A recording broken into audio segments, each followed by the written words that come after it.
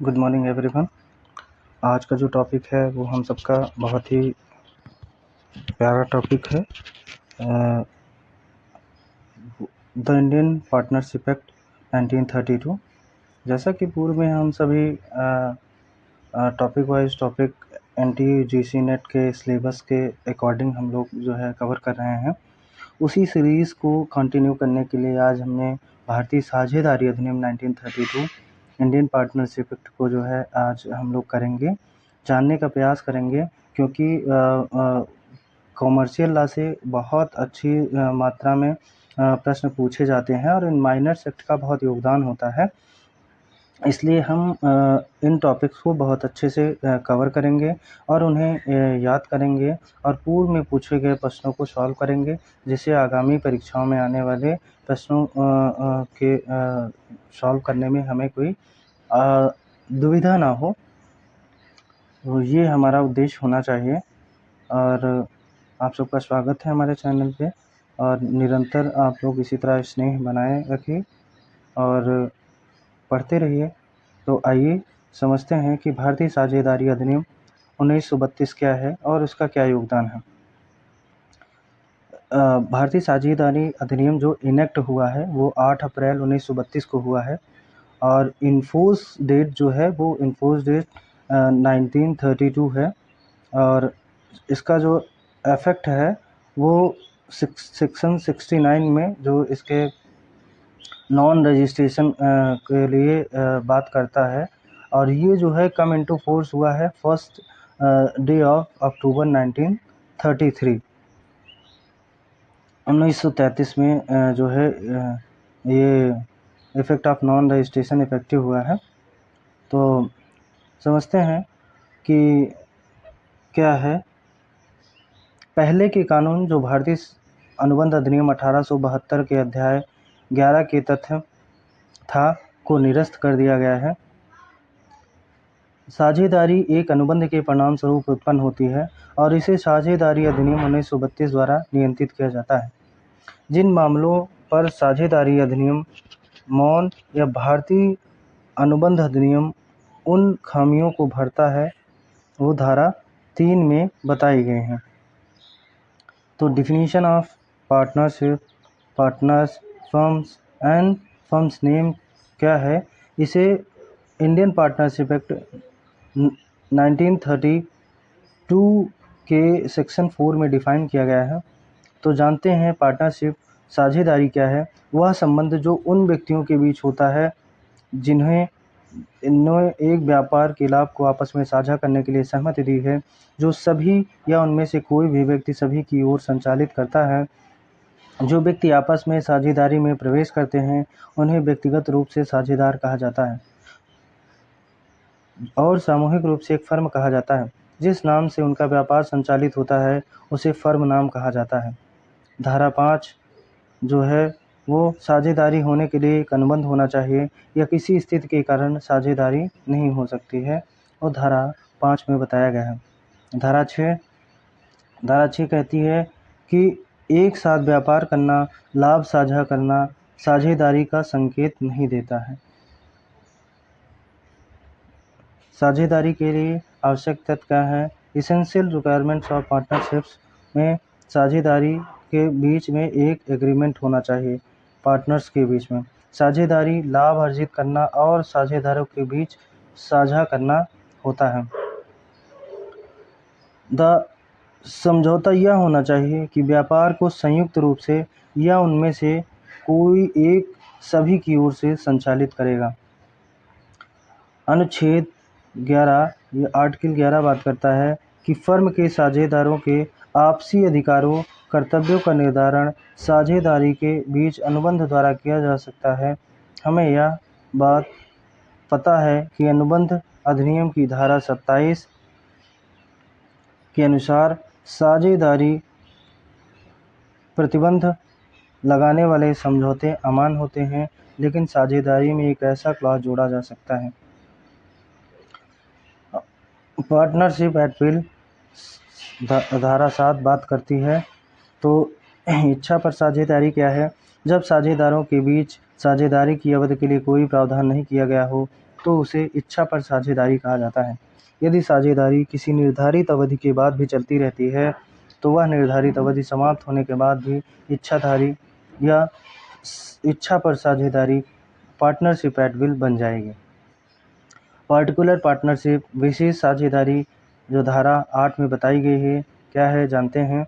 जब कोई व्यक्ति किसी विशेष उद्यम या कार्य में किसी अन्य व्यक्ति के साथ साझेदार बनता है तो उसे साझेदारी उस विशेष उद्यम या कार्य की समाप्ति के बाद समाप्त हो जाएगी। एक सर्टेन एम ऑब्जेक्टिव था वो फुलफिल हो गया तो उसके बाद पार्टिकुलर पार्टनरशिप डिसॉल्व हो जाएगी।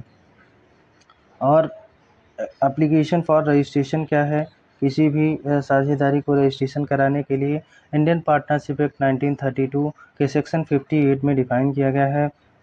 साझेदारी फर्म का पंजीकरण क्षेत्र के रजिस्ट्रार को निम्नलिखित विवरण निर्धारित प्रारूप और शुल्क के साथ डिलीवरी करके या पोस्ट द्वारा किया जाता है जहां फर्म का कोई व्यवसाय स्थल स्थित है।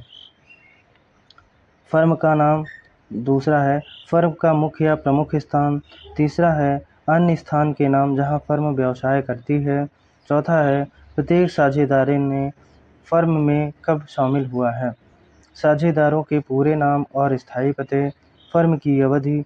यह विवरण सभी साझेदारों द्वारा उनके विशेष रूप से अधिकृत एजेंटों द्वारा हस्ताक्षरित होना चाहिए। एक फर्म के नाम में निम्नलिखित शब्दों में से कोई भी शब्द नहीं होना चाहिए, जैसे crown, emperor, empress, empire, imperial, king, queen, royal, words, expressions और जो है ऐसे शब्दों को सरकार की स्वीकृति या अनुमोदन या संरक्षण को व्यक्त करते या संकेत करते हैं। जब तक कि राज्य द्वारा लिखित आदेशों में इन शब्दों के उपयोग की अनुमति न दी गई हो तब तक प्रयोग नहीं किया जा सकता है। Consequences of non registration of partnership, साझेदारी के पंजीकरण का न होना से क्या क्या परिणाम हो सकते हैं, तो यह है कि तीसरे पक्ष के खिलाफ अपने दावों को अदालत में लागू नहीं कर सकती या अपने साझेदारी के खिलाफ कानून मुकदमा नहीं कर सकती, ने सूट लिटिगेशन नहीं कर सकती हैं।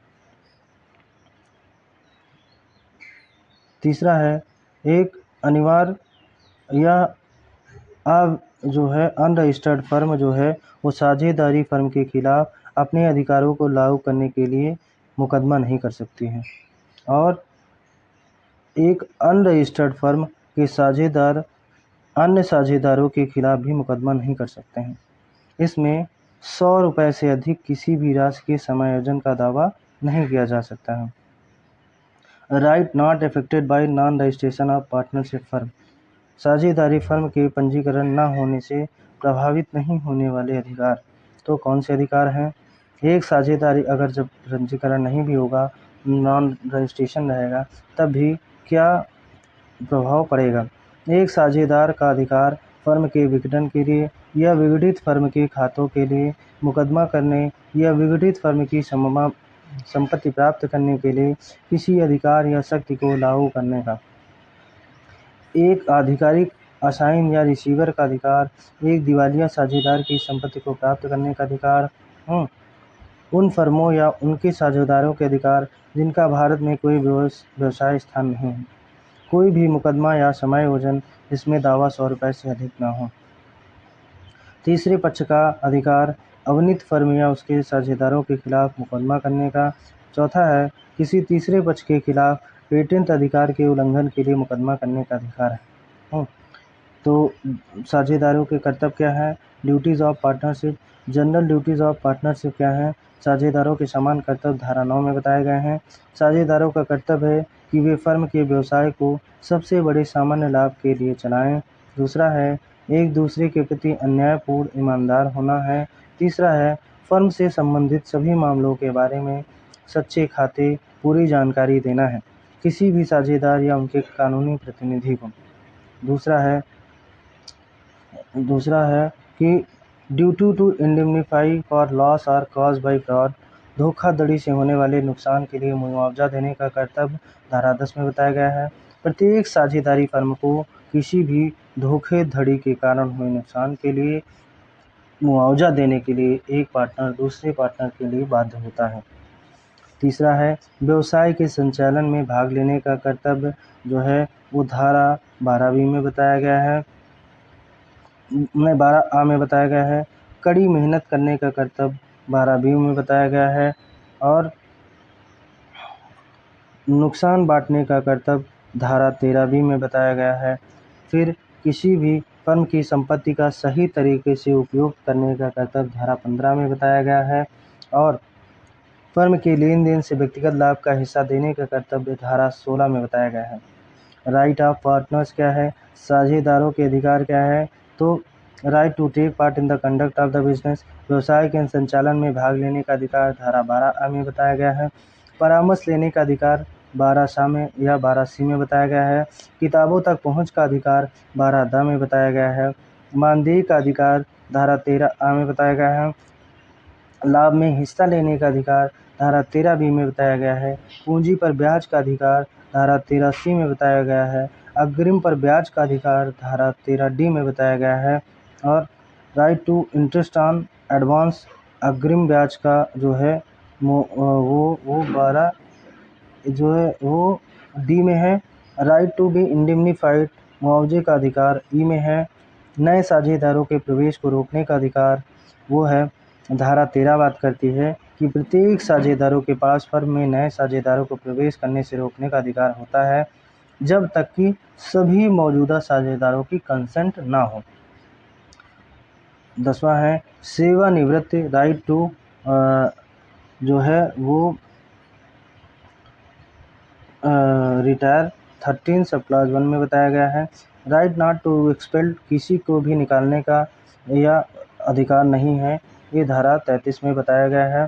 इसमें जो है अच्छे विश्वास में और फर्म के लाभ के लिए किया जा सकता है, यह साझेदारी समझौता द्वारा अनुमत होना चाहिए। आरा बात करता है फर्म को समाप्त करने का अधिकार धारा 40, केवल अन्य साझेदारों की सहमति से फर्म को समाप्त किया जा सकता है। Relationship of partnership to the third party, साझेदारों के तृतीय पक्षों के संबंध में क्या है, तो धारा 18 से 22 तक के प्रावधान साझेदारों और तृतीय पक्ष के संबंधों पर चर्चा करते हैं। जब धारा 18 में कहा गया कि साझेदारी फर्म के एजेंट होते हैं ताकि वे व्यापार के मामलों को चला सकें। साझेदार जब अपने स्वयं के हित में काम करते हैं तो वे प्रावधान होते हैं और जब किसी अन्य साझेदारी के हित में करते हैं तो वे एजेंट होते हैं। वे आपस में हुए लेन देन के लिए एजेंट नहीं होते हैं। धारा 19 बात करती है कि जो भी कार्य साझेदारी व्यापार के सामान्य कोर्स में करते हैं वह फर्म को बाध्य करता है और फर्म को बाध्य करने का अधिकार एक अभिप्रेरित अधिकार है। धारा 20 बात करता है साझेदार एक अनुबंध कर सकते हैं जो साझेदारों के अभिप्रेरित अधिकार को सीमित या विस्तारित करता है। धारा 21 बात करता है यदि कोई साझेदार किसी आपातकालीन स्थिति में कोई ऐसा कार्य करता है जो एक समझदार व्यक्ति करेगा तो ऐसे कार्य फर्म को बाध्य करेंगे। धारा 22 जो बात करता है वो करता है कि फर्म को किसी साझेदार को बाध्य करने के लिए वह कार्य जो फर्म के नाम पर या इस प्रकार किया जाना चाहिए जो फर्म को बाध्य करता है। शूट्स ऑफ माइनर, नाबालिग की स्थिति, तो भारतीय संविदा अधिनियम 1872 की धारा 18 के अनुसार 18 वर्ष से कम आयु का कोई भी व्यक्ति संविदा में प्रवेश नहीं कर सकता है। साझेदारी अधिनियम की धारा 30 के अनुसार नाबालिग साझेदारी फर्म के साझेदार नहीं हो सकते, लेकिन उसे साझेदारी के लाभ में शामिल किया जा सकता है। नाबालिग को केवल साझेदारी से लाभ प्राप्त करने का अधिकार होता है, लेकिन वह किसी हानि या जिम्मेदारी के लिए उत्तरदायी नहीं होता है। नाबालिग को साझेदार में शामिल करने के लिए साझेदारों की सहमति आवश्यक होते हैं। नाबालिग को कुछ अधिकार दिए गए हैं, कौन से? खाता पुस्तकों की जाँच करने का अधिकार, फर्म से लाभ साझा करने का अधिकार और अपने लाभ या लाभ के हिस्से के लिए किसी भी साझेदार या सभी को मुकदमा करने का अधिकार होता है। उसे सीमित जिम्मेदारी है, जिसका अर्थ है कि उसकी व्यक्तिगत संपत्ति को फर्म के कर्ज चुकाने के लिए नहीं बेचा जा सकता है। एक नाबालिग को 18 वर्ष की आयु प्राप्त करने पर साझेदार बनने का अधिकार होता है। नाबालिग की जिम्मेदारियां, नाबालिग की सीमित जिम्मेदारी होती है। यदि नाबालिग दिवालिया घोषित होता है तो उसका हिस्सा अधिकारी लिक्विडेटर के पास रखा जाएगा।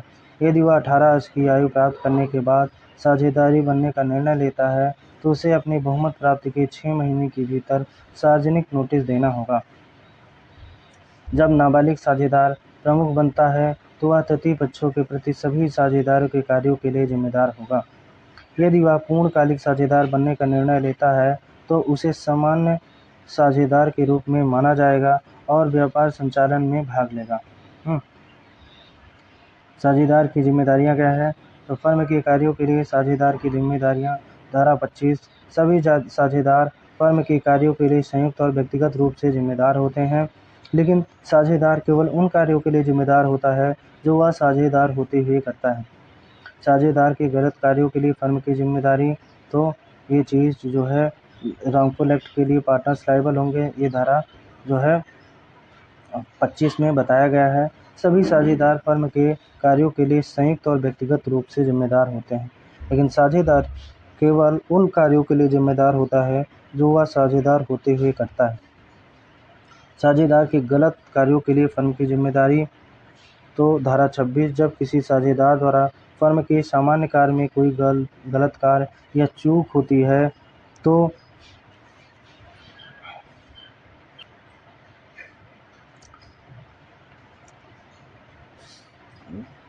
साझेदार द्वारा गलत तरीके से धन की प्राप्ति। तो धारा 27 में बताया गया है कि miss application of the partners क्या है, तो वो समझने का प्रयास करेंगे। जब कोई साझेदार एजेंट के रूप में तीसरे पक्ष से धन प्राप्त करता है, उसे गलत तरीके से इस्तेमाल करता है या फर्म को धन प्राप्त होता है और इसे किसी साझेदार द्वारा गलत तरीके से उपयोग किया जाता है, तो फर्म उस हानि के लिए जिम्मेदार होगी।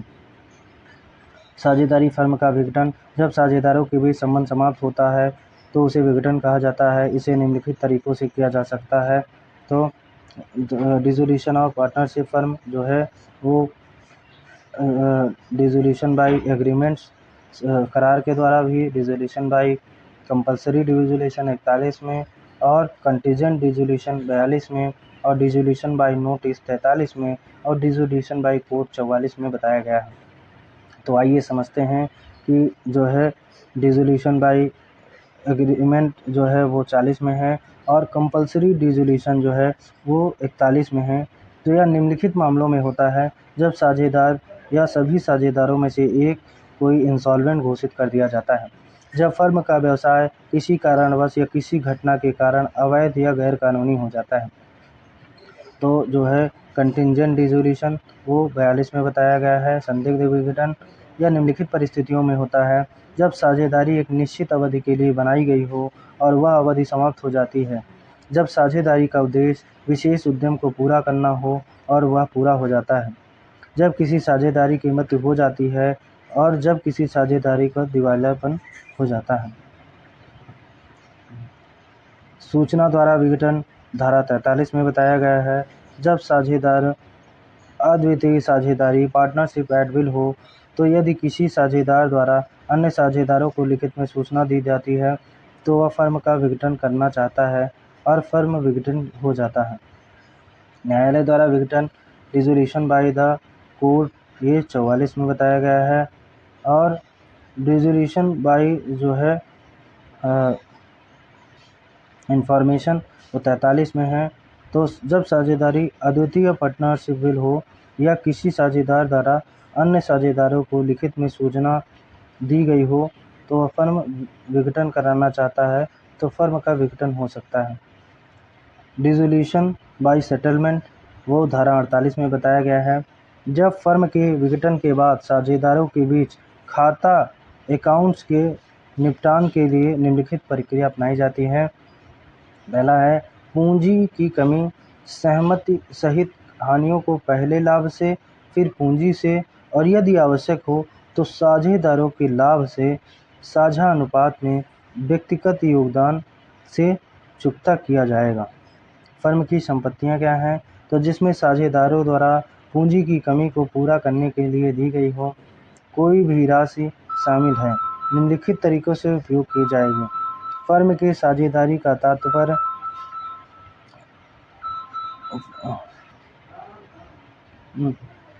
फर्म की राशि को चुकाने के लिए शामिल है। फर्म के कर्ज तृतीय पक्षों को चुकाने के लिए साझेदारों द्वारा की गई अग्रिम राशि या ऋण का भुगतान, साझेदारों द्वारा की गई पूंजी का भुगतान। यदि कोई अवधि अधिशेष बचता है तो वह साझेदारों का लाभ साझा अनुपात में बांटा जाएगा। अब हम समझेंगे कि लिमिटेड लायबिलिटी पार्टनरशिप क्या है और लिमिटेड लायबिलिटी पार्टनरशिप का क्या योगदान है। तो आइए समझते हैं। सीमित देयता साझेदारी या लिमिटेड लायबिलिटी पार्टनरशिप एलएलपी एक ऐसा कॉर्पोरेट निकाय है जिसका अस्तित्व साझेदारों से अलग है और इसकी अनंत आधिकारिक क्षमता होती है। भारत में एलएलपी अधिनियम 2008 द्वारा शासित होती है, इसलिए भारतीय साझेदारी अधिनियम 1932 के प्रावधान इसमें लागू नहीं होते हैं। एलएलपी एक अलग कानूनी इकाई होने के कारण अपनी सभी संपत्तियों के लिए उत्तरदायी होती है। जब साझेदारी की देयता केवल उनकी द्वारा योगदान की गई राशि तक सीमित होती है, ऐसी एक कंपनी कोई भी साझेदार अन्य साझेदारों की कमी के गलत कार्यों के लिए व्यक्तिगत रूप से जिम्मेदार नहीं होगा। हालांकि यदि एलएलपी का गठन कर्जदाताओं को धोखा देने या किसी धोखाधड़ी के उद्देश्य के लिए किया गया है, तो उन साझेदारों की देयता जिनको इसका ज्ञान था वह असीमित होगी। प्रत्येक एलएलपी में कम से कम 2 डिज़ाइनेटेड साझेदार होने चाहिए और उनमें से एक साझेदार भारत का निवासी होना चाहिए। कंपनी की तरह एक एलएलपी स्वेच्छा से या कंपनी अधिनियम 1956 के तहत स्थापित न्यायाधिकरण द्वारा विघटित किया जा सकता है। एलएलपी अधिनियम 2008 केंद्रीय सरकार को कंपनी अधिनियम के प्रावधानों को लागू करने की अनुमति भी देता है, जब इसे उचित समझे। इसके लिए एक अधिसूचना जारी करनी चाहिए, बशर्ते वह अधिसूचना संसद के प्रत्येक सदन में 30 दिनों तक रखी जाए, दोनों सदनों द्वारा अनुमोदित किसी भी संशोधन के अधीन हो। साझेदारी, अन्य साझेदारी फर्म और एलएलपी के बीच क्या अंतर है, तो वो हम समझेंगे। कानूनी अस्तित्व, लीगल एग्जिस्टेंस को लेके सामान्य साझेदारी फर्म या साझेदारों से अलग कोई स्वतंत्र कानूनी इकाई नहीं होती है।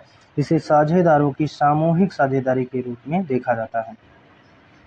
एलएलपी एक अलग कानूनी इकाई होती है जो अपने साझेदारों से अलग होती है, इसका अपना अस्तित्व होता है या कॉर्पोरेट निकाय के रूप में कार्य करता है। लायबिलिटी ऑफ पार्टनरशिप, साझेदारों की देयता। सामान्य साझेदारी फर्म साझेदारों की देयता असीमित होती है, वे फर्म के कर्जों दायित्वों के लिए व्यक्तिगत रूप से जिम्मेदार होते हैं। एलएलपी साझेदारों की देयता सीमित होती है, वे केवल उस राशि तक जिम्मेदार होते हैं जो उनमें एलएलपी में योगदान की है। उनका व्यक्तिगत संपत्ति जोखिम में नहीं होती, सिवाय उन मामलों का जहां धोखाधड़ी का मामला हो। कानूनी दायित्व, लीगल लायबिलिटीज। सामान्य साझेदारी फर्म के किसी भी गलत कार्य या कर्ज के लिए सभी साझेदार संयुक्त रूप से या व्यक्तिगत रूप से जिम्मेदार होते हैं। एलएलपी गलत कार्यों के लिए साझेदार जिम्मेदार नहीं होते, लेकिन यदि एलएलपी को धोखाधड़ी के लिए इस्तेमाल किया जाता है तो साझेदारों की देयता असीमित हो जाती है। रजिस्ट्रेशन एंड लीगल फॉर्मेशन, पंजीकरण और कानूनी गठन कैसे होगा, तो सामान्य साझेदारी फर्म सामान्यतः पंजीकरण के बिना भी कार्य कर सकती है, हालांकि पंजीकरण के फायदे होते हैं। एलएलपी का पंजीकरण अनिवार्य है, इसे एलएलपी अधिनियम 2008 के तहत पंजीकृत किया जाता है। बिजनेस ऑपरेशन, व्यवसाय का संचालन, तो सामान्य साझेदारी के बीच समझौते पर आधारित होती है और इसका संचालन सरल होता है। यह अधिकतर छोटे और व्यापारिक व्यवसाय में होता है। एलएलपी का संचालन कंपनी की तरह होता है, जहां व्यवसाय को अधिक संरचित तरीके से चलाया जाता है। इसमें डिज़ाइनेटेड साझेदार और अन्य साझेदार की जिम्मेदारियां स्पष्ट होती हैं। टैक्सेशन सिस्टम, कर प्रणाली। सामान्य साझेदारी फर्म को आयकर अधिनियम के तहत टैक्स देना पड़ता है और यह साझेदारों के व्यक्तिगत कर पर निर्धारण पर भी निर्भर करता है। एलएलपी को भी अलग कर देना पड़ता है और इसे कंपनी की तरह टैक्सेशन के तहत लिया जाता है, लेकिन एलएलपी की टैक्स की दर सामान्य साझेदारी फर्म से भिन्न हो सकती है। न्यायिक संरचना जुडिशियल स्ट्रक्चर सामान्य साझेदारी फर्म के लिए कोई विशेष न्यायिक संरचना नहीं होती है। एलएलपी कानूनी ढांचा अधिक मजबूत होता है, इसे कंपनी अधिनियम से संबंधित कुछ नियमों का पालन करना पड़ता है। इन अंतरों के कारण एलएलपी को अधिक संरचित सुरक्षित विकल्प माना जाता है, विशेषकर बड़े और जटिल व्यवसायों के लिए।